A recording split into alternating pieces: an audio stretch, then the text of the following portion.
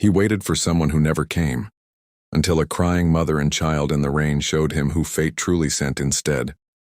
The rain kept falling on the streets of Seattle that evening, washing away the dirt, the sounds, and maybe a few broken promises too. Inside a quiet corner coffee shop, dimly lit by warm golden lights and filled with the peaceful sound of soft jazz music, sat Nathan Brooks, a man whose eyes, though sharp and blue, had stopped shining a long time ago. He sat with a coffee cup in front of him, not drinking it, staring at the window where raindrops raced each other down the glass like quiet tears. The table across from him was empty, just like it had been every Friday evening for the past 6 months. "She never showed up," he whispered softly, almost to himself. The words fell like a secret swallowed by the sound of the rain. If you believe in kindness, second chances, and that life sometimes writes stories we can't predict, please take a second to like, comment, share, and subscribe, because what happened next will remind you that love in its truest form often comes dressed up in the most unexpected moments. Nathan had once been a man who believed in everything: success, love, destiny, and the idea that hard work could fix anything. A year ago, he was a rising business advisor in a well-known Seattle company, known for his careful work, confidence, and calm charm. But underneath that polished outside, his life was quietly falling apart. He had been waiting for someone he thought he'd spend his life with. Her name was Rachel. They met 2 years earlier in the same coffee shop where he now sat every Friday. She was an artist, full of energy, creative, full of light and color. She painted his gray world with laughter and dreams. But life, as it often does, turned mean without warning. One rainy evening, much like this one, Rachel had called him, her voice shaking. She said she had to leave, something about her family, something about not being ready. Then she promised she'd come back. Nathan waited that night. She never did. And every week since, he came back to that same seat, sipping his coffee and staring out at the rain, wondering if she'd one day walk through that door again. He became a man frozen in time, living on the hope of a maybe. The world outside his heart kept moving. Promotions, meetings, friends, laughter. But inside he was stuck in that one moment when she said goodbye. Tonight, however, the rain seemed different. It was heavier, colder. The coffee shop was strangely empty, and for reasons he couldn't explain, his chest felt tighter than usual. The barista, a kind old woman named Helen, refilled his cup gently. "Still waiting for her, sweetheart?" she asked softly. Nathan managed a small smile. "Yeah, I guess I am. But fate, that silent builder of our most beautiful accidents, had other plans." The woman was crying, trying to keep herself together for the child's sake. But her eyes gave her away. Red, puffy, tired.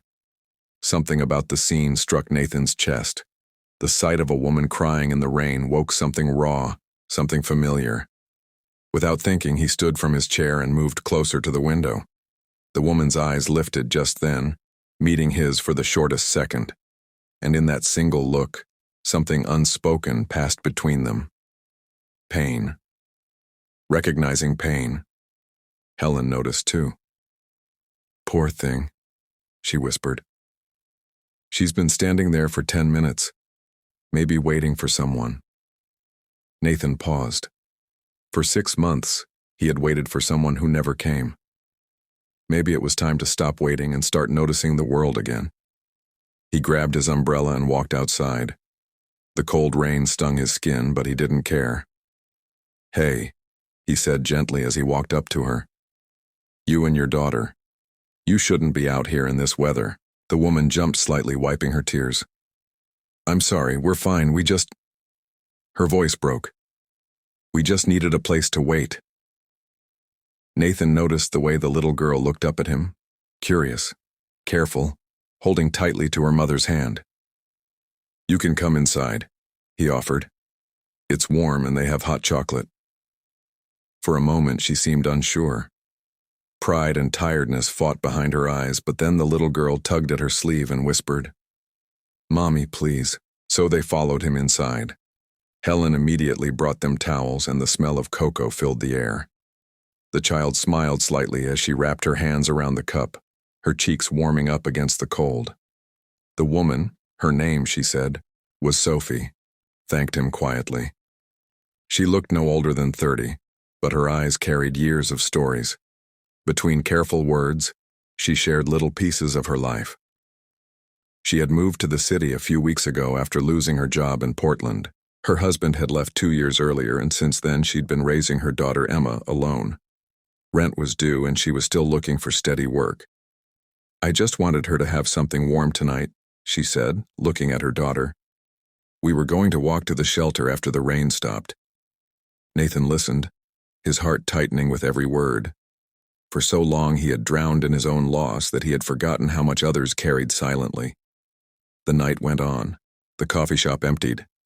Sophie's laughter, soft and careful at first, began to blend with Emma's giggles as they drew shapes on the fogged-up window. Nathan found himself smiling too. A real, natural smile, the kind he hadn't felt in months. When Sophie stood to leave, Nathan stopped her. "Do you have somewhere safe to stay tonight?" She paused. "The shelter might have a bed open. If not, we'll manage." Something inside him refused to let them walk back into the storm. "There's a motel nearby," he said quietly. "Please let me help." She tried to refuse, but when Emma shivered again, she finally nodded. He walked them there under his umbrella, the rain softening into a light drizzle. Before leaving, Sophie turned to him. "You didn't have to do this," she said softly. "But thank you. I won't forget it." That night, as Nathan returned to his apartment, something in him felt different. The pain of Rachel's absence was still there, but it no longer ate him up. He had seen something real again. The brave courage of a mother, the innocent trust of a child. Days turned into weeks. Nathan found himself visiting the coffee shop, less to wait for someone, and more to simply be there, to read, to think, to live. One morning, as he walked in, Helen smiled knowingly. "You have visitors." At the corner table sat Sophie and Emma, both smiling. Emma ran up to him, waving a small handmade drawing. A stick figure of the three of them holding hands under an umbrella. "Mommy said we should thank you properly," she said happily. Sophie blushed, her eyes warm and grateful. They spent hours talking that day. Sophie had found a part-time job at a bookstore. Things were still tough, but she said life finally felt like it was moving forward. Nathan offered to help where he could. Not out of pity, but out of something deeper. Something he didn't quite understand yet. Over the months that followed, what started as kindness slowly grew into something gentle and real. Sophie brought color back into his world, not with wild excitement like Rachel had, but with quiet strength and honesty. She didn't promise forever. She simply showed up every time. And Emma. She became the laughter in his silence. The reason he smiled without realizing it. She'd draw him pictures, call him Mr. Nathan, and ask endless questions about the stars, the sea, and everything in between. By the next spring, Nathan no longer sat by the window waiting for Rachel. Instead, he sat with Sophie and Emma, sharing coffee and chocolate, watching the rain together. One evening, Sophie looked out the window, remembering that first night. "You were sitting right there," she said softly, "and I was outside crying." Nathan smiled. "Yeah, you looked like someone who needed to be found." She looked at him then, eyes shining. Maybe we both did. Outside, the rain began again. Not cold or lonely this time, but soft and cleaning, like a new beginning. If this story touched your heart, please like, comment, and share the video. Let's remind the world that kindness can heal more than we imagine. And if you believe that second chances are sometimes delivered through strangers, don't forget to subscribe for more heartfelt stories. Before you go, tell us in the comments, do you believe people are meant to meet for a reason? Even if it's just once in a lifetime. As the camera faded out on that rainy coffee shop window, Nathan's words echoed softly.